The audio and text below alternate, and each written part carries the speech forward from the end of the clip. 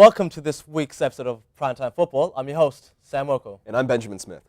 On this week's show, we take a look at the EPL action that happened this past weekend, and we forecast into the future to see what's going to happen in this week's UEFA Champions League ties. Do you want to start us off, Ben? Let's do it. The two Premier League games that stand out to me this week exactly are Fulham beat QPR. They withstood a massive comeback from QPR, won 3-2. And then next, Aston Villa, surprise, surprise, is going to be relegated. Well, the one thing I like, you mentioned the QPR game, right? Yes. And there's like a fight to the finish. The fact, like about 2 weeks ago, the current manager for them, his name is Jamie Redknapp. Mm-hmm.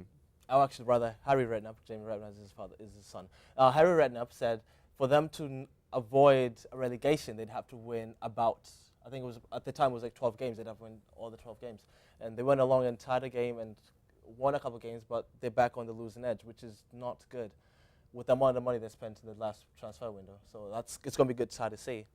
Not good, but not really surprising either. What other matchups stand up to you? Well, Man City blew out Newcastle, a strong showing for a strong team. Mm-hmm.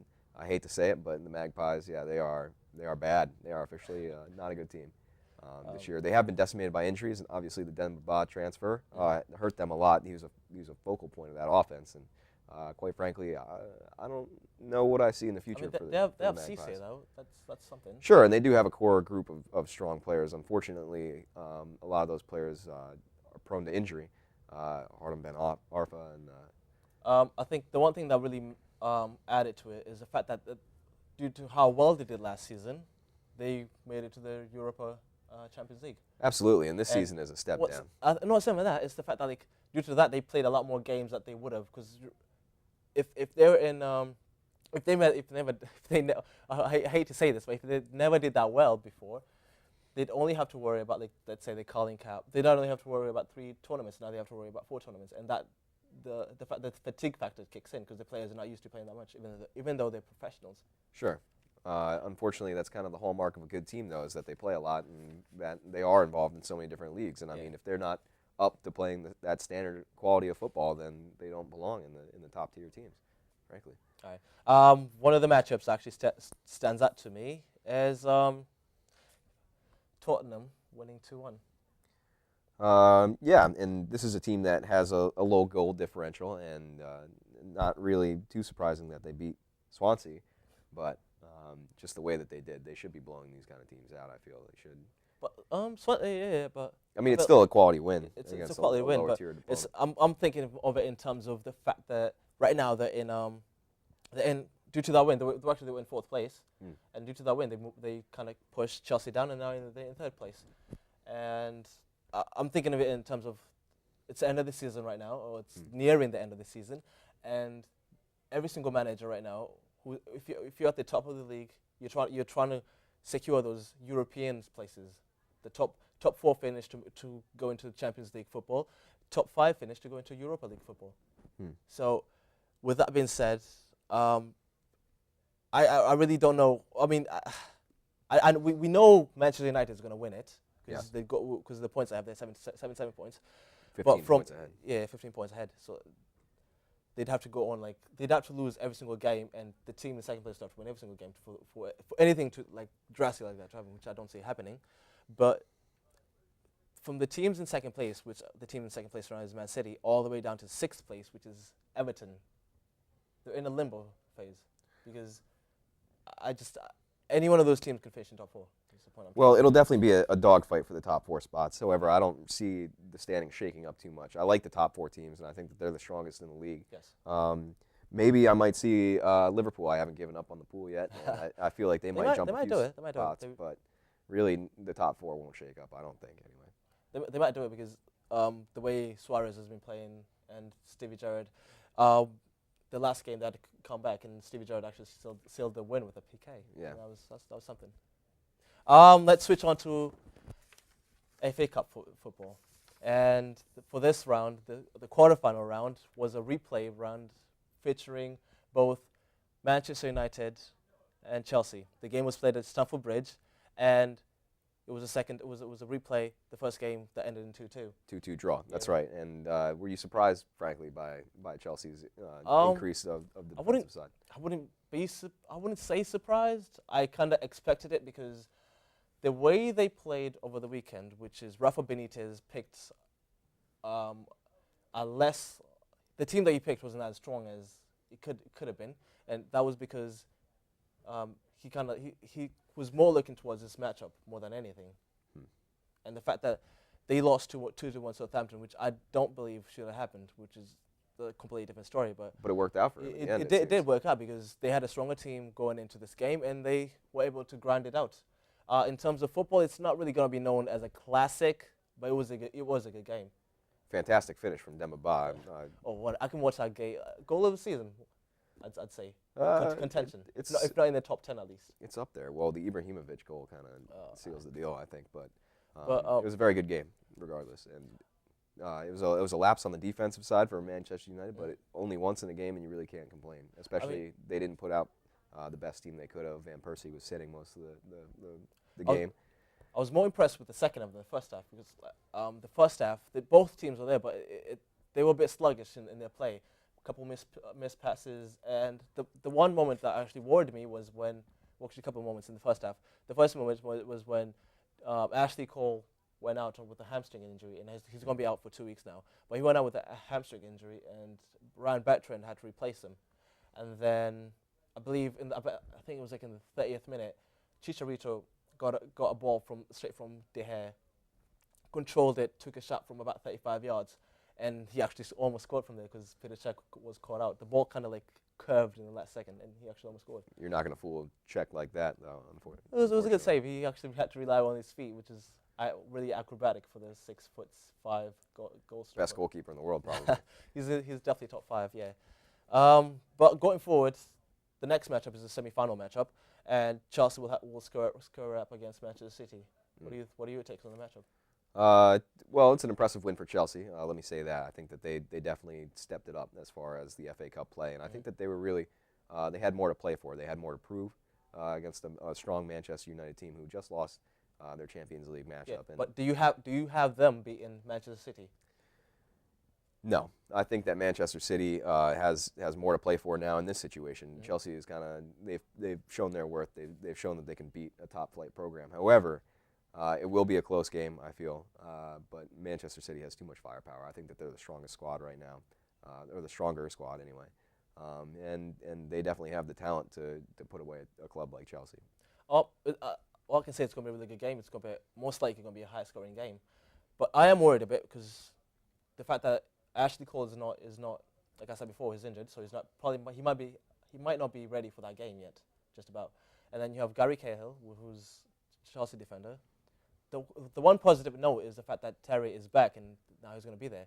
And the fact he's going to be there, it means he's the leader, he's the focal point of it. So that defense is going to be a lot more succinct with their work. Sure, and this is going to be a classic game. I feel that definitely these are two strong squads playing at the peak of their performance right now, and that it'll be a great matchup. Certainly something to watch on April 14th. Absolutely. Let's switch on to Champions League play. Are you eager for this semi-final round? Well, for those of you who don't know, we have 2 games on today, basically this evening if you're playing in Europe. 2 Premier. These are probably the best 2 Champions League matchups that will occur for a while, probably until the final. Frankly, there's Paris Saint-Germain matching up with Barcelona at 2:45, and at the same time we have Bayern Munich at Juventus. Yeah, at Juventus, I believe. Let's see, the first game, if I can be brutally honest, who do you have winning it? I like Barcelona, frankly. Right. I'm just going to go with Barcelona. But you're going to ruin it. But anyway, let's see. I'd like to say Paris Saint-Germain, but I don't see them doing it. I think, I'm basing off of what Barcelona did to AC Milan, which is AC Milan was really able to dominate the first leg of the fixture, and then they completely fell apart in the second leg.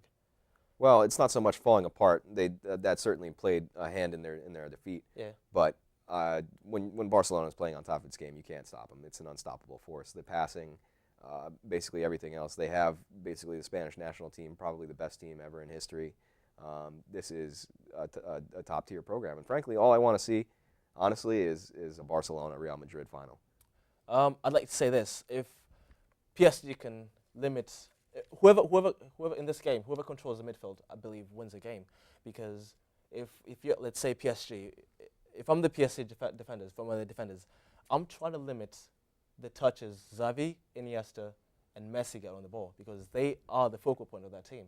More so Messi than anything else, because he's a goal scoring machine. Yes. I mean, having in La Liga, he scored against every single team this calendar year, which is really impressive. But you try to limit the touches of a man like Messi, and you leave someone else open. Someone could be David Villa, or it could be a Xavi, or it could be anyone. I mean, honestly, Messi will get his touches. There's nothing you can do about that. But you try and limit his facilitating role. You try and limit the passes that he gets to his teammates, the crosses that he makes out wide. And that's really the key to the game. I think that Paris Saint-Germain is a very good football squad. They've made leaps and bounds in the last year, but their run has come to an end. They have great players, Ibrahimovic being one of them, if not the best player on their team.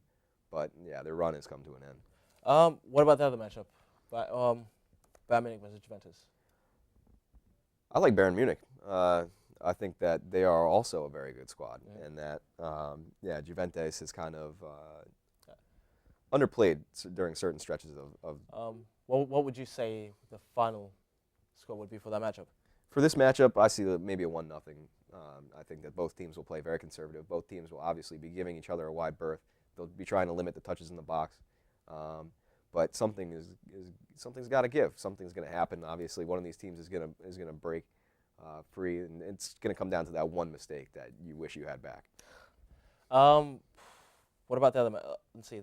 The other matchups on the card rather are Malaga versus Dortmund, and then you have Real Madrid versus Galatasaray. Which one stands up to you?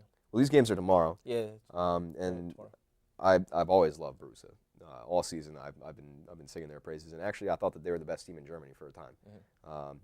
Now I can kind of see the error of my ways. I don't think they're as strong as Bayern Munich, but however, that being said, they are a very strong squad, and it's going to take a lot for a team like Malaga to put them away. And I think that they're scrappy, and I think that they will advance. The key players for Dortmund rather would be Götze, who's a midfielder. But I'd hate to agree with you, but yeah, I think depth-wise, Dortmund are a stronger team. Yes. And they play a lot more attacking football, a better style of football, and we'll see what happens. But they're a very clean team, actually. Yeah. That's one thing I really appreciate. You never really hear that much controversy coming from there. As of the other game, Real Madrid versus Galatasaray, I'm gonna go with the shocker right here. I'm just gonna pick Galatasaray in the first round, in the first leg upset. You expect them to advance? Is my question. Yes, I do expect them to advance. I'm going with the Turks this time around. I'm going with Turk Nation, but it's going to be a tough. It's not going to be an easy game, because it's going to be one of those games that they'll have to sit down and grind down, because Jose Mourinho, who's the coach for Real Madrid, he's a mentalist. Need I say more? He's been here before. He's won with Porto first of all. He was won with Inter, and it's in his blood to win. And the key players for Galatasaray to make sure that Jose Mourinho doesn't make it to the final would be Drogba and Sneijder, players that they've picked up quite recently.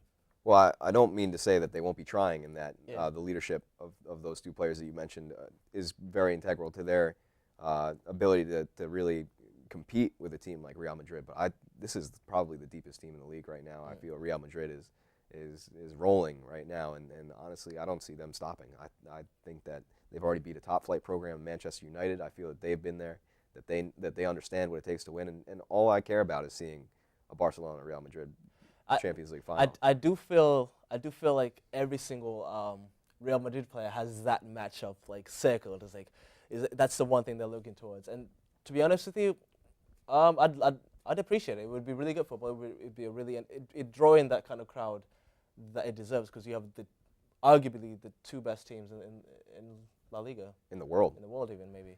And the one thing, if the matchup did play out that way, the one thing I would look forward to is to see what what happens in the final. Because if Real Madrid fans win the final, there'll be more of an uproar than in the current years. Because in terms of Champions League play, Barcelona has been dominating, but that hasn't been the case this year because even in domestic football, rather, Real Madrid has been winning. They won the couple of the Clásico, and they won in the Copa del Rey.